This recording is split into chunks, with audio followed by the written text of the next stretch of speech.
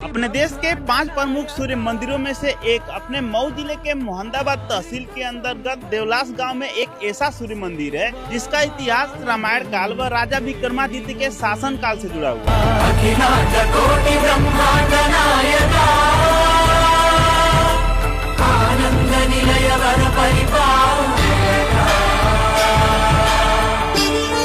According to Mau district official website और यहाँ की मान्यताओं के अनुसार प्रभु श्री राम ने वनवास के दौरान इसी जगह पे विश्राम करके सूर्य देव की पूजा किए थे। इसी मंदिर के जस्ट सामने एक तालाब भी है और कहा जाता है कि इस सरोवर में स्नान करने के बाद सारे कष्ट दूर हो जाते हैं। कई सालों पहले इसी स्थान पे देवल ऋषि का आश्रम हुआ करता था और उसी नाम पे इस गाँव का नाम देवलास पड़ा।